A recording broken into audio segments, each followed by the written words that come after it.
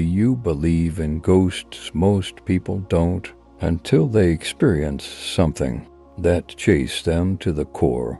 Well, this is the true story of a haunted office. My haunted office in Karachi, Pakistan. I still work there, so I will leave out the name of the company. But what happened to me one every night is something I will never forget.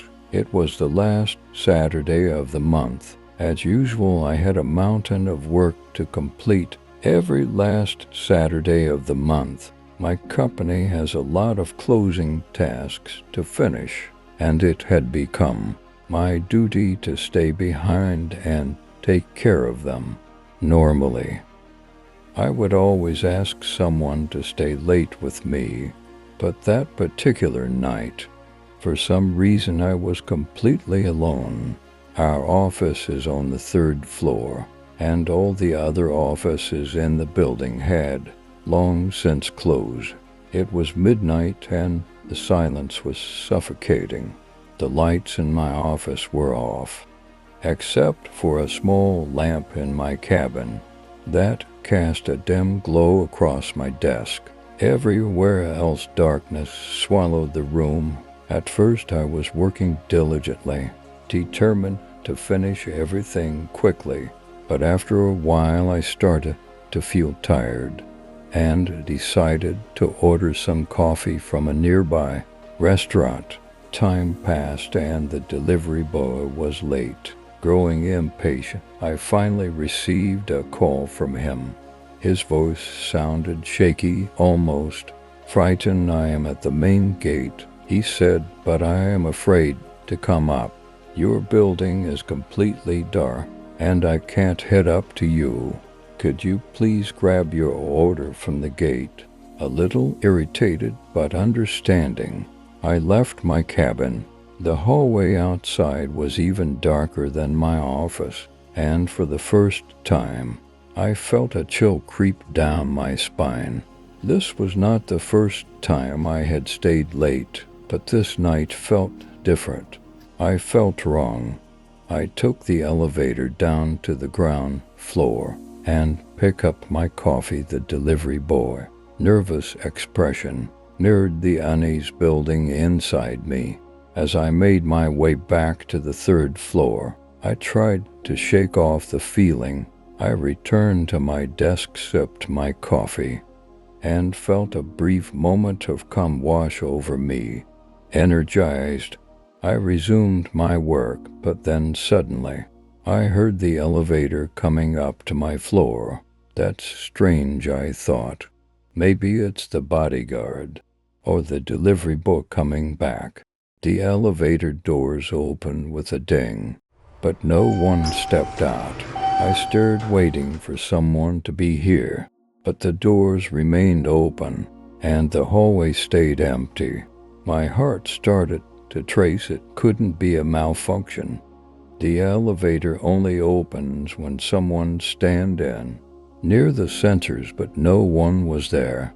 I stood up cautiously, walked into the corridor, and saw the elevator still open. My mind raced with all possible explanations, but none of them made sense. Trying to calm myself, I got into elevator and pressed a random floor, hoping to send it away. The door closed and elevator descended. I returned to my cabin, but the unease had settled deep within me. Not long after, I heard footsteps in the corridor. They were faint at first, but unmistakable. Someone or something was walking towards my office. My entire body tensed. I tried to convince myself it was just bodyguard doing his rounds, but no one appeared. The footstep continued for a moment before stopping abruptly. I sneaked outside, but the hallway was empty. Then the main door of office creaked open. I froze. The door always made a creaking sound during the day, but this time it was different, slow, deliberate, and spine-chilling. I ducked under my desk, hiding through the narrow gap beneath the door. I saw a shadow, a white head peeking inside the office, but its eyes, oh, those eyes, those were black, bulging, lifeless. I was trembling. The ghost, or whatever it was didn't see me. After a few seconds, the door closed and the shadow disappeared. I slowly emerged from under the table, my heart pounding so loudly that I thought it might burst out of my chest. I couldn't think straight.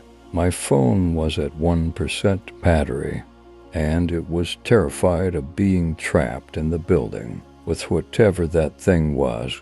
Somehow I found the courage to plug in my charger and put my phone on charge, hoping to call for help. Minutes later, I heard running on the stairs. Panicked, I dropped my phone and it cluttered against the floor, echoing in the eerie silence. The footsteps stopped. I quickly grabbed my phone and ducked under the desk.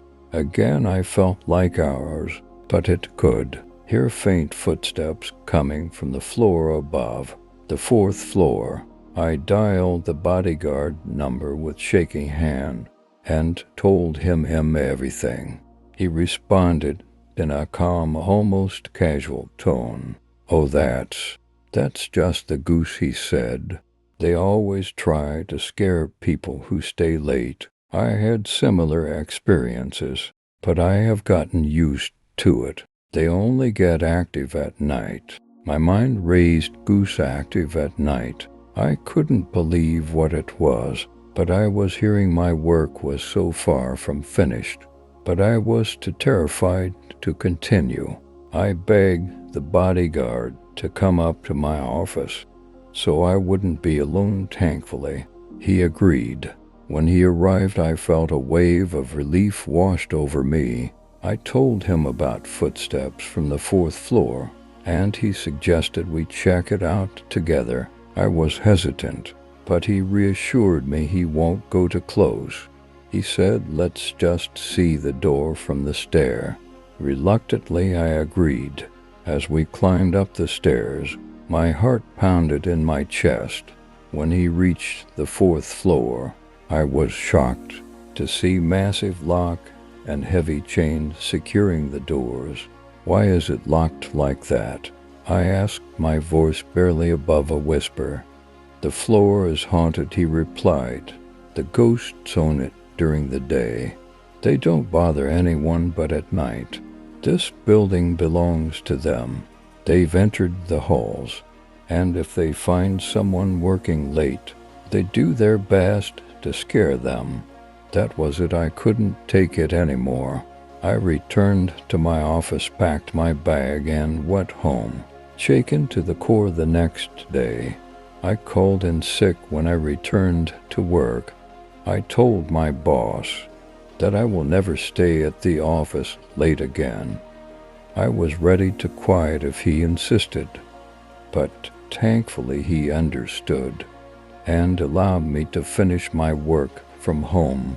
Since I have never stayed at my office past sunset, I still work there, but I will never forget the night that I came face to face with the haunted halls of our building.